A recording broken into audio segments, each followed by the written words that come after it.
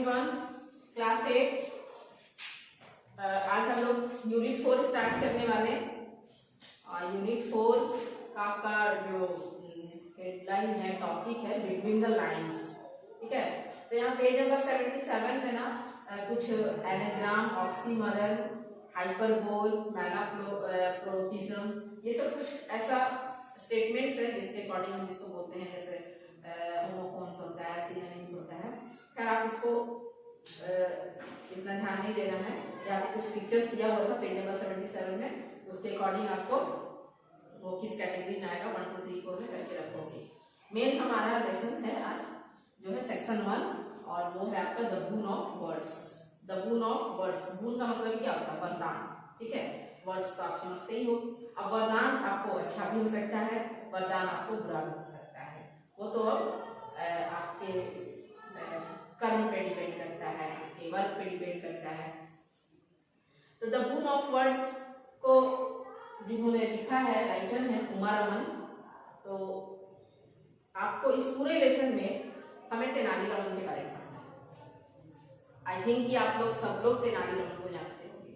अब तक कहीं ना कहीं कॉमिक्स में, स्टोरीज में, शॉर्ट स्टोरीज में इनकी जो प्रचलित फेमस जो ये कहानी है, आप उसको तो पढ़े ही होंगे। काफी हास्यप्रद जो रेडिकुलस टाइप के स्टोरीज होते हैं, तो उन्हीं में से एक लेसन आज हम लोग पढ़ने वाले हैं। पूछ रहा है ये writer, I mean Uma Raman, कि can a curse ever be a blessing in disguise? ठीक है, क्या कभी कोई एक कर्स का मतलब क्या होता है? श्राप, किसी के लिए अपशब्द बोल देना, अपशब्द वरदान दे देना, गलत वरदान कर देना। क्या किसी के लिए एक गलत चीज सोचना, गलत चीज बोल देना, उसके लिए कभी भी एक वरदान साबित हो सकता है, उसके लिए एक ब्लेसिंग बन सकता है? आज हम लोगों को इस पूरे लेसन में यही चीज पढ़ना है कि कैसे तेनालीरामन को एक कर्स मिला, एक देवी की तरफ से उनको, एक गॉडेस ने उनको कर्स के रूप में, मतलब श्राप के रूप में जो वरदान दिया, जो गुण उनको देवी की तरफ से मिला, कैसे उनके लिए वो अच्छा हो गया। कहते हैं ना, खराब में अच्छा हो जाना। कभी कभी अच्छी चीजों में खराबी हो जाती है, यहाँ खराबी में अच्छे हुए। Read this story by Uma Raman about how a witty boy goes on to become famous because of a curse. कैसे एक witty boys, ठीक है, witty boys मतलब होता है एक ऐसा बच्चा जिसको, जो वाइज तो है, ठीक है, बुद्धिमान है काफी, लेकिन चीजों को सीरियसली नहीं लेने वाला है, सब चीज को खेल खेल में निपटाने वाला। कैसे उसके लिए उसका एक श्राप उसके जीवन का एक लक्ष्य बन गया, उसके जीवन का एक पहचान बन गया, एक आइडेंटिटी मिल गया उसको। और वो आइडेंटिटी क्या था? जिसकी वजह से तेनालीरामन को हम लोग आज तक कहानियों के थ्रू से जानते हैं। तो चलिए, स्टोरी क्या है कि once upon a time in the village of Tenali lived a boy called Raman. Tenali क्या था? तेनाली एक गांव का नाम था। वहां एक लड़का रहता था जिसका नाम था रमन, इसलिए बाद में चल के उनका नाम तेनालीरामन पड़ा, क्योंकि उनको बिलोंग करते थे तेनाली गांव से, बट एक्चुअल नेम उनका सिर्फ रमन था। Raman was a very clever and good looking boy. Raman जो थे बचपन से ही काफी चतुर, चालाक, बुद्धिमान, विजडम काफी अच्छा था उनका, बट और गुड लुकिंग भी थे, देखने में भी अच्छे थे। But he got on everyone's nervous. इतना सब कुछ होने के बावजूद भी वो लोगों को अपने बिहेवियर से निराश कर देते थे। यहाँ पे गॉट ऑन एवरीवन्स नर्वस का ये जो फ्रेज है, इसका मतलब क्या है? इरिटेटेड एवरीवन, सबको अपने मतलब खेल से समझो, जो बचपन में लोग खिलवाड़ करते हैं किसी से भी, अपने मजाक से, अपने शरारतों से, अपने एक्टिविटीज से किसी को भी परेशान करना, ये सब उस कैटेगरी में आता है। तो सब लोग उनको बहुत मतलब डिसलाइक करते थे, क्योंकि वो देखने में अच्छे हैं, बहुत चतुर है, चालाक है, लेकिन इतना ना वो लोगों को मतलब परेशान करते हैं कि सब लोग उनसे तब अजीब हो गए। He was always playing pranks or making fun of people. क्यों? क्योंकि वो लोगों को हमेशा मतलब प्रैंक करना, किसी को मतलब छकाना टाइप का होता है, हमेशा मेकिंग फन ऑफ पीपल, लोगों का मजाक उड़ाना, ये सब किया करते थे पूरे गांव में घूम घूम के।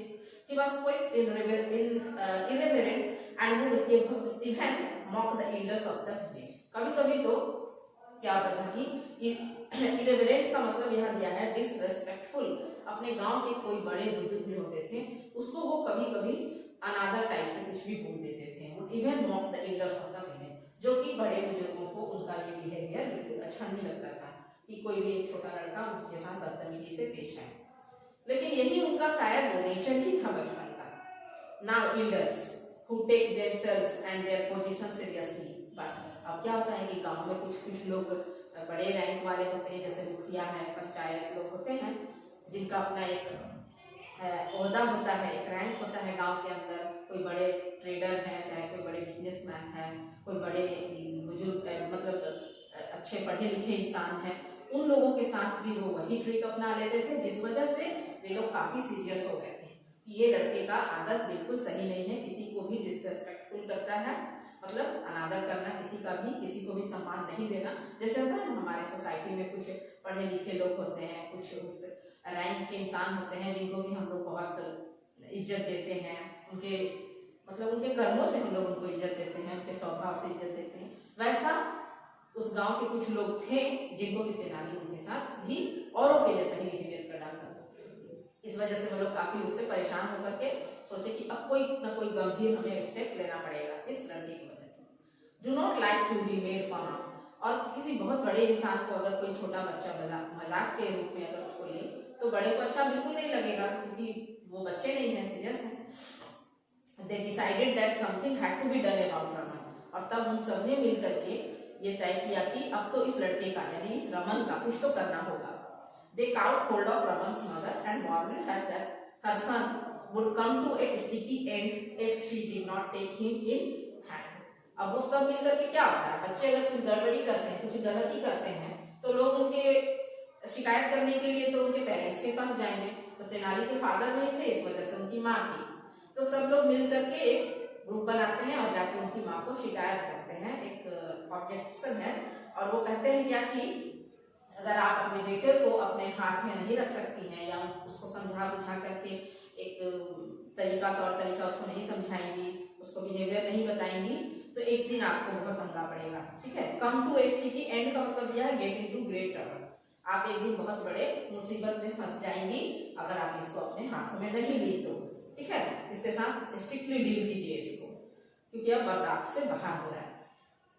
He could not go around making a mockery of everything. They warned her that if he went on like that, he would be sent away from the village. उन्होंने ये भी उनको वार्निंग दिया कि अगर इसका ये बिहेवियर आगे तक ऐसा चलता रहा तो हो सकता है कि एक दिन हम लोग आपको गांव से आपके बेटे के साथ निकाल देंगे। अब हम लोग ज्यादा दिन इसको टॉलरेट नहीं कर सकते हैं अपने गांव में। तो इतनी बड़ी धमकी एक बच्चे की वजह से एक माँ को मिलता है तो कोई भी पेरेंट्स तो बहुत नाराज हो जाएंगे, बहुत ज्यादा अपसेट हो जाएंगे। The poor woman, बेचारी एक वुमेन पुअर है, विडो है, वो उसके हस्बैंड भी नहीं है, did not know what to do, उसको समझ में नहीं आ रहा था कि कैसे इसको हम हैंडल करें, कैसे इसको ठीक सुधारा जाए। मतलब Raman did not take anything seriously, क्योंकि रमन किसी भी बात को गंभीरता से लेता ही नहीं था, शायद उसकी बचपना थी या उसका नेचर ही बिल्कुल था वैसा ही। Nor did he take an interest in any kind of occupation, ना पढ़ता था, ना लिखता था, ना ही किसी काम धाम को करने में उसे कोई दिलचस्पी थी। तो उसकी माँ बहुत परेशान हुई। जैसे होता है ना, कुछ बच्चे होते हैं जो काफी शरारती होते हैं, अगर उनको पढ़ने लिखने में मन नहीं पहले के जमाने में लगता था, अब तो पेरेंट्स जैसे भी बच्चे हैं उनको किसी तरह से अच्छा लाइन पकड़ाने की कोशिश करते हैं पढ़ा लिखा कर। लेकिन पहले क्या होता था कि अगर उनको पढ़ाई लिखाई में ज्यादा दिलचस्पी नहीं है तो बचपन से ही उनको कोई एक ऑक्यूपेशन में, कोई काम धंधे में डाल दिया जाता था ताकि वो अपना आगे चल के उसी से अपना लाइवलीहुड कमा सके। ठीक है, पढ़ेगा लिखेगा नहीं तो कुछ तो जॉब करेगा। लेकिन तेनाली के साथ वो भी प्रॉब्लम था कि उसको किसी भी काम को करने में दिलचस्पी भी नहीं था। मतलब एकदम समझो कि वो एकदम आइडल थे। आइडल मतलब एक आवारापन जैसा, घूमते रहना इधर उधर, खेलना कूदना, ट्रिक करना, प्रैंक करना, यही सब काम था। तो कितना दिन की माँ टॉलरेट करती इसको, समझाई, और फिर क्या करती है कि आफ्टर मंथ्स ऑफ जेंटल रेप्रीमेंट्स, और बहुत ही मतलब नम्रता से वो क्या करती है, रेप्रीमेंट्स का मतलब यहाँ दिया है स्कोल्डिंग, बहुत विनम्रता से उसको डांटती हैं। And attempts at persuading Raman to turn over a new leaf, और कोशिश करती है कि शायद ये बच्चा है, मार पीट करके तो ये सुधरेगा नहीं, बहुत अच्छे से होता है ना मोरल टाइप से उसको समझाना, अच्छा से समझाती हैं और चाहती हैं कि एक नए पत्ते की तरह turn over a new leaf, ये एक बहुत सुंदर फ्रेज है जिसका मतलब है चेंज फॉर द बेटर। ये हो सके कि इनके समझाने का कुछ इफेक्ट जो है इसके ऊपर पड़े, कुछ इन्फ्लुएंस इसके ऊपर आए और ये सुधर करके अच्छा इंसान बनने का कोशिश करे, क्योंकि अभी वो बच्चा है, उसको जिस वे में ढाला जाएगा ढल सकता है वो। तो उसकी माँ ने ऐसा ही कोशिश मतलब अपना जारी रखा। She got really fed up, but ऐसा करने के बावजूद भी तेनाली पर कोई असर नहीं पड़ा, बेचारी थक गई ऐसा करके। She found a holy man who was a teacher and sent Raman off to study with him. तब तक उनको गांव में एक बहुत अच्छा इंसान मिला, एक होली मैन। होली मैन का मतलब है एक सज्जन इंसान को मिला, और वो भी क्या था, वो टीचर था। होली मैन जो था वो ऑक्यूपेशन से टीचर था, और वो चाहती थी कि इस टीचर के पास रमन को पढ़ने लिखने के लिए और टू स्टडी विथ हिम, साथ में रहेगा तो कुछ पढ़ेगा लिखेगा, कुछ अच्छी चीजें सीखेगा।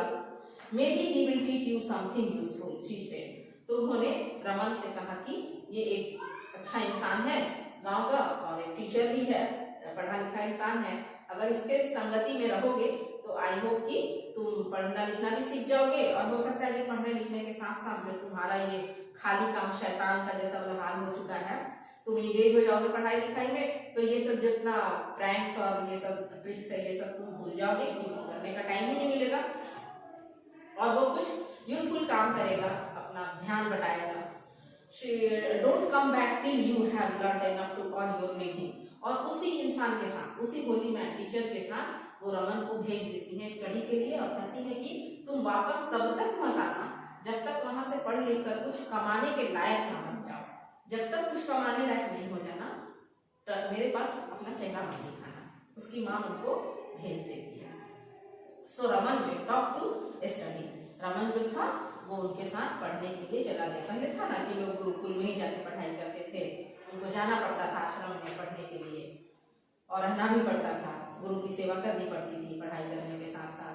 तो इस तरह से क्या होता था कि लोग बहुत मोरल चीजें सीख लेते थे, मोरल एक्टिविटी सीख लेते थे गुरु जी के साथ अलग रह करके। So now Raman was actually quite good at his lessons.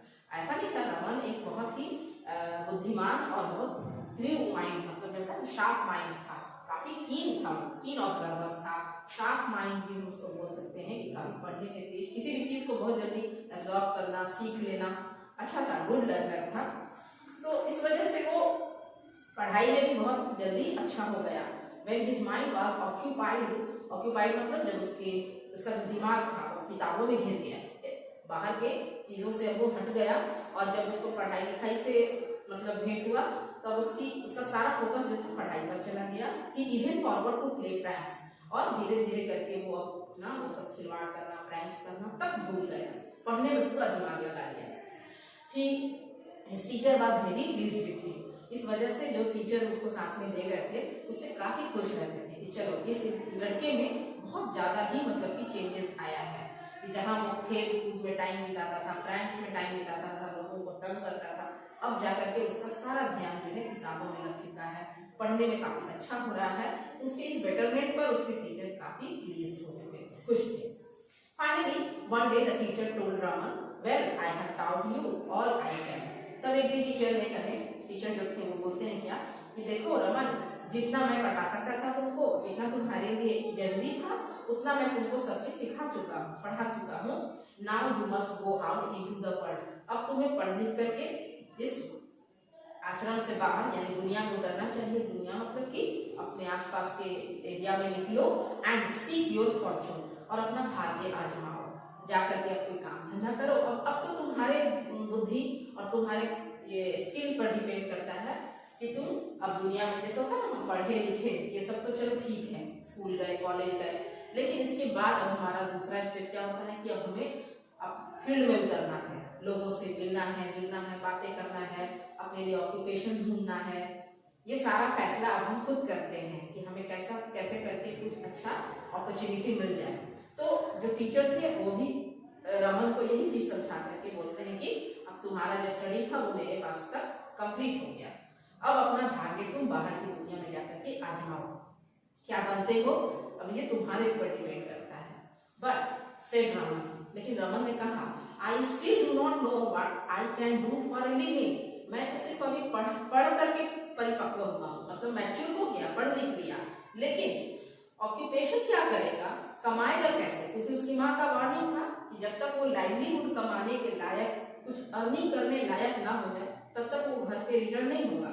ये बात उसको अपनी माँ का याद था। तब उसने अपने टीचर से कहा कि पढ़ाई लिखाई तक तो ठीक है कि मेरा कंप्लीट हो गया, लेकिन मैं अभी अपना लिविंग अर्निंग जो होता है वो नहीं करने के लायक हूँ, मैं क्या करूँ? How will I face my mother? मैं इस तरह से अपनी माँ को फेस करूंगा, क्योंकि माँ ने उसको ये करके भेजा है कि तुम पढ़ो लिखो और लिविंग कमाने लायक होकर के मेरे पास आ।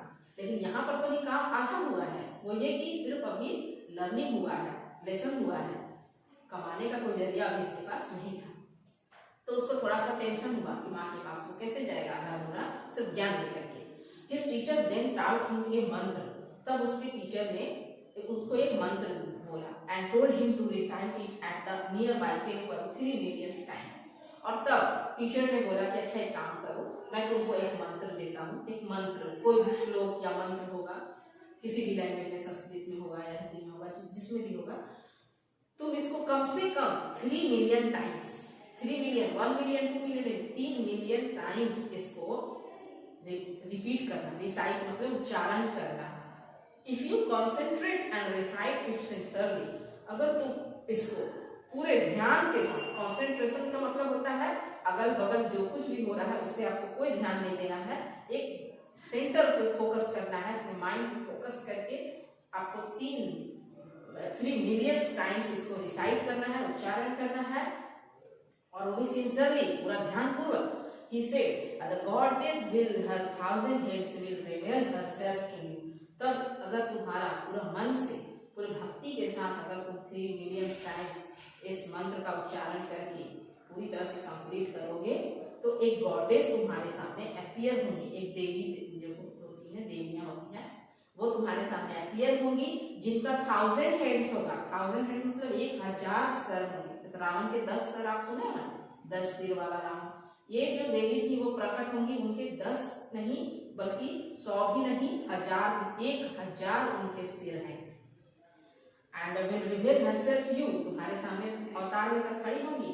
If you remain unafraid you can ask her for a boon, और अगर तुमको उनसे डर नहीं लगा तो तुम अपने लिए एक वरदान उनसे मांग लेना, क्योंकि वो तुम्हारे जाप से, तुम्हारी भक्ति से इतनी खुश हो जाएंगी कि वो उनको अपीयर होना पड़ेगा। और जब वो अपीयर होंगी, क्योंकि किसी भी मंत्र को 3 मिलियन टाइम्स बोलना इतना आसान नहीं है, ठीक है, और अगर तुम ऐसा करने में सक्सेस हो जाते हो तो एक देवी जो है, गॉडेस है, वो तुम्हारे सामने प्रकट होंगी, अपीयर होंगी, और उनसे जो भी गुण यानी कि जो भी वरदान तुम उनसे मांग लोगे, अगर उनसे, ऐसा नहीं कि 1000 सर वाले गॉडेस को देख के वही बेहोश हो जाओ, नहीं, अगर तुम अपने आप को डरने से बचा लेते हो और उनसे गुण मांग लेते हो, for ask for her guidance, ठीक है, और फिर उसके बाद उनसे अपना गाइडेंस, तुमको वो गाइड करेंगे कि तुम्हें आगे लाइफ में क्या करना है, वरदान देगी। Then she will tell you about the occupation you can take up in life, और तब जो वरदान देंगी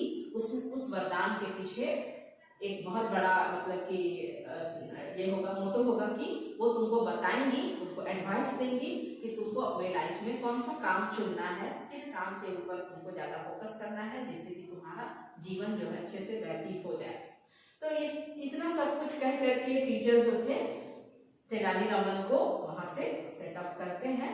चलो, मेरा टीचर होने के नाते उनको मतलब जो उनका मतलब ड्यूटी था, पढ़ा लिखा करके एक अच्छा सा लेसन दे देना, क्योंकि टीचर जो है आपको लेसन दे सकते हैं, आपको जिंदगी के हर पाथ के अच्छे बुरे चीजों को समझा सकते हैं, लेकिन आपका हाथ पकड़ के वो कहीं पर आपको सेट नहीं कर सकते हैं। आगे का जो जर्नी है वो आपको अपने से तय करना है, ठीक है। तो यहाँ तक जो एक टीचर का सारी ड्यूटी होता है वो रमन के टीचर ने निभा दिया। अब आगे का जो काम था वो किसका था? रमन का था। तो हम नेक्स्ट अपने वीडियो में हम लोग यहाँ से आगे और पढ़ेंगे कि देखते हैं कि किस तरह से रमन जो है अपने जर्नी में आगे चल के उस मंत्र को जाप किया, क्या वरदान मांगा हमसे और क्या बना, इसके पीछे जो स्टोरी है ये हम लोग नेक्स्ट वीडियो में पढ़ लेंगे। ओके, आज के लिए इतना ही है। So thank you.